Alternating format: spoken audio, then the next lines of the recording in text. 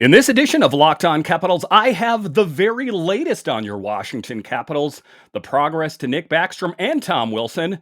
We'll talk about all of that and more next on this edition of Locked On Capitals.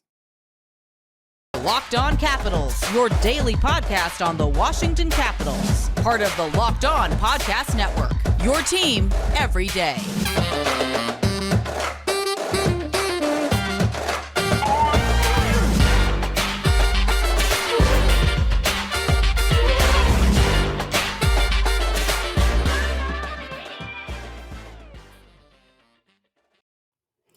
Well, hello and welcome into this edition of Locked On Capitals. I'm so glad you decided to join me today. As always, this podcast is free and available on all the major platforms. And I want to thank you for making this your first listen or view of the day. Yes, this podcast is also available in video form, so head on over to YouTube and check it out. And when you're on YouTube, make sure and hit that subscribe button. And if you like the videos, give it a thumbs up. It really helps grow the channel. My name is Dan Holme. You can find me on Twitter. It's at DanCaps218. You can find the show on Twitter. It's at Locked On Caps. So in this edition, I have the latest, the greatest, everything you need to know about your Washington Capitals as camp starts here at the end of the month. And this story in The Athletic, they're talking about it. Although training camp doesn't officially begin until September 22nd, I've been making regular visits to Medstar Ice Complex over the past few weeks to reconnect with team personnel and watch players' optional practices. And here is some of the notes that he made here. Monday's morning informal skate saw the biggest group of veterans and prospects on the ice at Medstar Ice Complex. Just about everyone whom I expect to make the big opening night roster was in attendance for the session, which was run by goalie coach Scott Murray and began with skills before ending with a spirited 5-on-5 scrimmage. So it is good to see that the Capitals are starting to show up early. I think that the sting of defeat, a first-round exit last season, is leaving them hungry to prove everyone else wrong, to prove to the NHL, I know you've panned us, I know you've written us off already, but this team is going to go somewhere, and I think that they have, I guess I would say like a chip on their shoulder. And I think that the Capitals are going to be in a good position to do some big things this season. I'm most excited about seeing Darcy, Kemper, and net personally and see what they have. The skate was so well attended. In fact, it was divided into two. The first time this season, Alex Ovechkin and the NHL veterans went first, and the prospects hit the ice afterwards. Near full attendance a week and a half before the start of camp is a good thing, of course. It's also a strong indication that everyone was penciled into the opening night lineup is healthy. Monday's group did not feature Nick Backstrom or Tom Wilson, both of whom continue to rehab long-term injuries. And we knew that. Kind of the outlook for Nick Backstrom is that we'll be lucky if we see him at all next season. And Tom Wilson is going to be back around Christmas. Now, I know a lot of stuff can change. There has been a lot of advancements in medicine. And, there is the possibility that, Tom Wilson could come back or Nick Backstrom, which, I guess I'm going to say is a bit more of a long shot, but I do think it's possible. I know that a lot of people have spoke of that the outcome, and I, in fact, have spoke of that the outcome on that procedure isn't too favorable. But the players that they cite in those examples are players that have had those procedures some time ago. So there is always the possibility, that Nick Backstrom went to a top of the line physician, a surgeon, and he's going to come back and he's just going to play fine. That's what I'm keeping my fingers crossed for in any event. Backstrom had surgery on his troublesome left hip in June, has been in the DC area for a few weeks now, and has been at MCI on a daily basis, rehabbing behind the scenes with head athletic trainer Jason Serbus. So, wow, that is not news that I was expecting to hear. I thought that, we wouldn't even hear or see of him for some time. But for him to be making this kind of progress this soon, that is most promising to me, and I am very excited about that.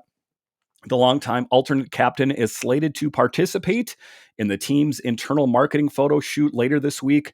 The plan is for him to be on the ice in full gear, though he's expected to take it easy, really easy, as in there won't be any starts and stops or anything strenuous, and that's the last thing that we want. Sometimes these players that they're like, I'm feeling fine, I'm going to come back even sooner. Pump the brakes and take it easy, Nick. I think that the Caps. They went out and picked up Dylan Strome. I think they're in a good position for some time. So take the time that you need. It's believed that it will mark Backstrom's first time on skates since the end of the last season. While it's still unclear when Backstrom is going to feel good enough to start ramping things up on ice, at least, his participation in the photo shoot would seem to be a step in the right direction, even if it's just a small one. And, he is a part of this team, an integral part of this team. And, he should be included in this photo. I do see him coming back at some point. I think, if I had a crystal ball, I would see him coming back more towards the tail end of the season. But I would like to be proven wrong in any case. Wilson, meanwhile, is believed to be ahead of schedule in his recovery from ACL reconstruction surgery on his left knee, which shouldn't be as much of a surprise given his work ethic. Like Backstrom, the 28-year-old winger is also slated to participate in the team's marketing photo shoot. And like Backstrom, he's also in full gear, but is expected to take things slowly. And, I guess one of the biggest things that Tom Wilson has working on his side is his age. He's, quite a bit younger than Nick Backstrom is. And, I guess I'm going to say probably, in fact, he is. He's in a lot better shape than Nick Backstrom is. He's just, he's younger and better in shape. So oftentimes when you have those two things working for you, oftentimes that is when you're going to heal that much quicker. When will Wilson return to the lineup? The original timeline suggested that he'd recover anywhere from late November to late January. Now, though, the team is optimistic that he's on pace to come back on the front end of that initial estimate. Call it early December-ish. So that is a bit earlier. Initial reports out there that he wasn't going to come back until around Christmas time. So to even get that bumped up a few weeks, that's a step in the right direction. Carl Hagelin, on the other hand, has been a regular participant in the informal skates this summer as he works his way back from a significant eye injury. And as you all know, he suffered that, what I'm going to say, fluke accident. It wasn't even in a game. It was at practice where he took a stick up high and he lost a good portion of his vision. He's had multiple surgeries. I'm not sure what his vision is like at the present moment, but I think that, just him being a regular participant on ice is a good sign. A few weeks ago, the 34-year-old switched to a Danny Heatley-like visor that comes down significantly lower than most. Hagelin's visor is also tinted. And that's one of the things that I talked about earlier is, I'm almost in favor of them of getting the same kind of grills that they put on the front, almost like a fence that they put on front, or the aquarium. Sometimes you hear that that they have in college hockey, because I don't know if it's aesthetically speaking, if they want to see the player's face more clearly, but just take a look at all the accidents, whether it's been eye injuries or getting it in the nose or losing a tooth. I think take a look at Martin Faravari, for example. Another good example where if they had a more substantial covering over their face, I think that would definitely help them out. The penalty kill specialist also recently ditched the baby blue no contact jersey for a formal one, a development I first noted last Thursday. This is from Tarek El Bashir in The Athletic. I've since been cautioned not to read too much into this. Yes, it means that Hagelin can take on more contact than before, but I was reminded he still has many hurdles yet to overcome before he is cleared to return. I've also noticed that Hagelin hasn't always participated fully in post-scrimmage conditioning, which makes me wonder if something else is bothering him too. And I think the Caps are in a good position here. They have Axel Janssen-Fjällby, who has a healthy set of wheels underneath him. So I do think that, say for some reason Hagelin isn't good to go at the start of the season, I do think that they are in a good position with him. And he's another one. Go ahead, Carl. Take it easy. Don't, I think especially in his case, he had that eye injury. He's like, I'm going to go out on my own terms. You are not going to dictate, how things go for me. So I am really rooting for Carl Hagelin out there. I do hope he makes a return.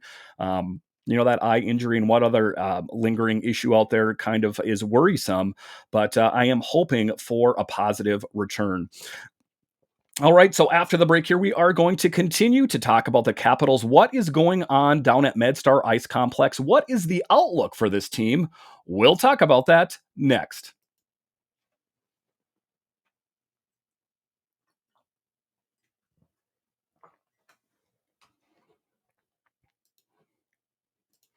BetOnline.net is your number one source for all your pro and college football betting needs and sports info this season. Find all of the latest football league developments, game matchups, news, and podcasts, including this year's opening week's games.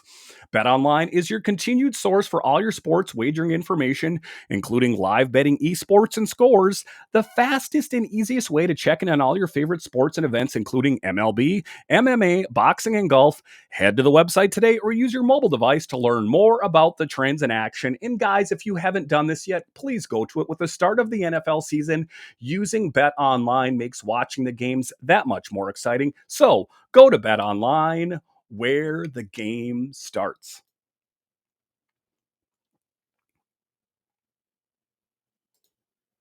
All right, welcome back into this edition of Locked On Capitals, where it's your team every day. In this edition, we are talking about all of the activity at Medstar Ice Complex. I was going to call it Kettler. It's still hard for me to shake that one. It was called Kettler for so many years, but a lot of the Washington Capitals are beginning to show up, and that is a good sign here. So goaltending was solidified with free agent signing of Darcy Kemper and Charlie Lindgren. And that is the matchup that I'm looking for. It's going to be an interesting season for Darcy Kemper. This is going to be one of his first seasons as being the number one netminder that's going to be, carrying a bulk of the mail for the Washington Capitals. How is he going to fare? How is his long history of injury going to stand up? I do have my fingers crossed for him that he is going to do a fine job, but I guess a lot remains to be seen. The same could be said for Charlie Lindgren. I know that Charlie had, an all-star, year with the Thunderbirds last season in the AHL. How is that going to translate to the NHL? I know he had a brief stint with the Blues last year, but how is he going to hand up to the rigors of playing in the NHL?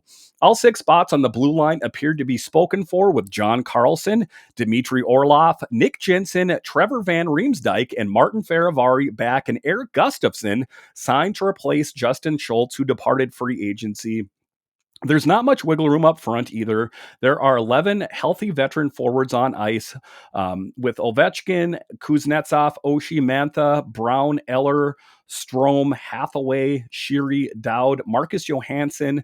Connor McMichael makes 12. He's entering the second year of an entry-level contract. And, that Connor McMichael, this is one of his years. I'm not going to say make or break, because he has some time to develop, especially since that the forward core is kind of solidified. But, I think that he is going to have to slowly start to make his way in playing more games out there, and, I think he's going to really battle out there for some of those positions. I think a lot of people are saying, Lars Eller's a lock out there.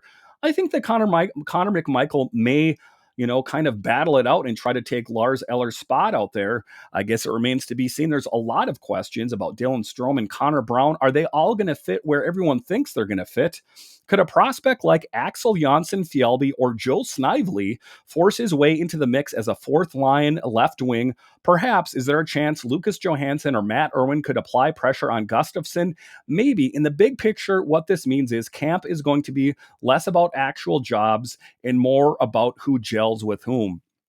And, I'm just going to kind of tie this to baseball. I do know that this is a hockey podcast, but if you want to take a look at Juan Soto going out to the Padres, I think that the Padres thought when they got Soto and Josh Bell that they had it locked up and they were going to win a World Series. Guess what? Juan Soto hasn't been playing that great out in San Diego, and it does appear, to kind of just factoring in how Abrams and everything is playing, that the Nationals may have come out ahead in this deal. So I'm going to tie this back to the Capitals. Just because of all the players that are out there, and we think we know where they're going to fit, what it does boil down to at the end of the day is chemistry. How are they all going to gel together? And I think that going forward, it's going to be who gels, like they were saying in that article, not necessarily who's penciled in. Head equipment manager Brock Miles and his staff figure to be busier than normal this season. A lot busier. Why? The Caps are going to wear 5 different uniforms this season. The normal reds at home and whites on the road, the blue alternates with the big W on select nights in DC, and a yet to be announced uniform for February Stadium Series again in Raleigh, North Carolina, in a new reverse retro, which is rumored to be black. And there has been a lot of conversation. There was a poll out there that said the Washington Capitals red home jersey is rated as one of the worst. I want to say it's the 3rd worst in the league, according to whoever votes for it. They say it's a jersey that has not aged well over time. What are your thoughts about the Capitals red home jerseys? Hit me up on Twitter, either DanCaps218 or Locked On Caps. I want to hear what your thoughts are. The fans, are you over the home red jerseys? And the question then is, what do they switch it to? I have heard some people talk about them doing kind of a take on their older jerseys that they had before the red jerseys with kind of like the eagle on the front. Is that a good idea? Just the renderings that I've seen online, I'm not a huge fan of. But going forward, what is it going to be? It seems like, people are in general, according to that poll anyway, kind of over the old red jerseys. And, I would see the white jerseys on the road, which are the same, except just different colors. But just, hit me up on Twitter, DanCaps218 or Locked On Caps, and let me know what your thoughts are about the jerseys for one, and then what should they change them to? I am most interested in hearing from you on that. There's a lot of helmets, jersey, pants, and gloves to juggle. It's also the most uniforms the Caps have ever worn in a single season. Speaking of uniforms, the picture I tweeted out last week, this is Tarek El-Bashir of prospect Hendrix Lapierre wearing a Capitals jersey with a new Caesar Sportsbook logo, created quite a bit of stir online. And, I am looking at that picture right now. It is a red badge that says Caesar Sportsbook, but it's red on white. So it's consistent, of course, with the uniform. To me, it doesn't look bad. I think that some people just like to complain about things. If it helps generate a little bit of revenue for the NHL and kind of get them to where they got to be, I have got no problems on that. That's another one. Hit me up on Twitter. What are your thoughts about the logos on the jerseys? To me, it really doesn't matter at all. I think that it's fine. Like I say, if it helps generate a little bit of revenue, that is okay with me. Capital One's logo will continue to be featured on the helmets. NBC Sports Washington, the regional sports network that broadcasts Caps games and that was recently purchased by Monumental Sports and Entertainment, is not expected to change its name this season per industry sources. It is anticipated that the network will be renamed ahead of the 23-24 campaign, likely with the guidance of a marketing firm that specializes in rebranding. And wow, Ted Leonsis, just this mogul out there.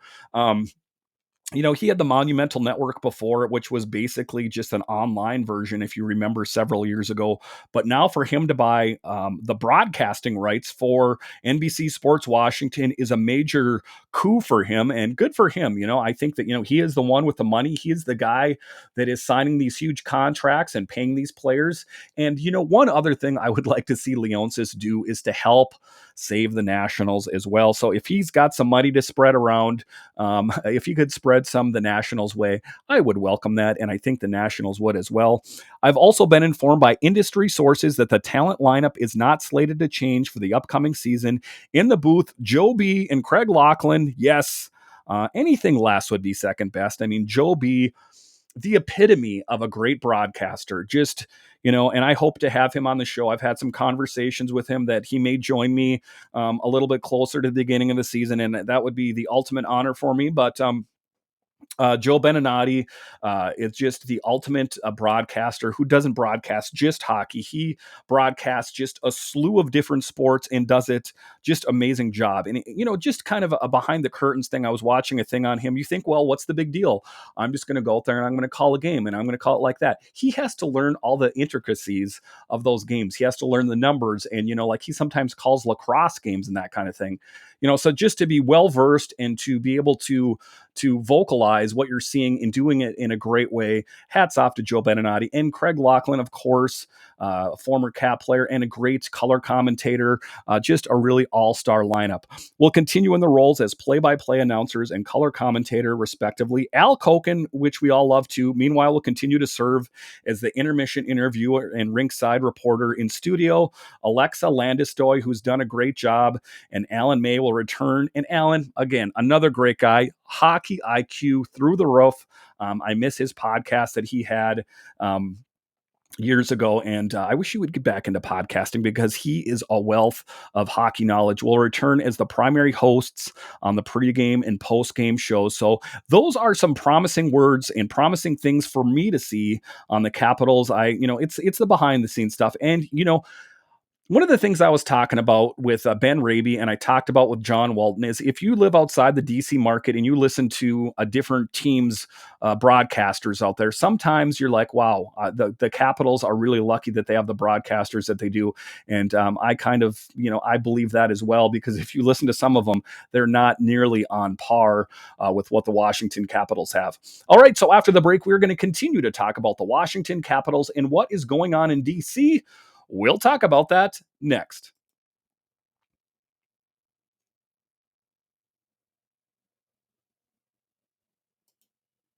All right, welcome back into this edition of Locked On Capitals, where it's your team every day. In this episode, we're talking about what is going on down in DC in this article by The Athletic by Tarek Elbashir. He's talking about he attends the practices, and he was kind of just talking about all the comings and goings down at Medstar.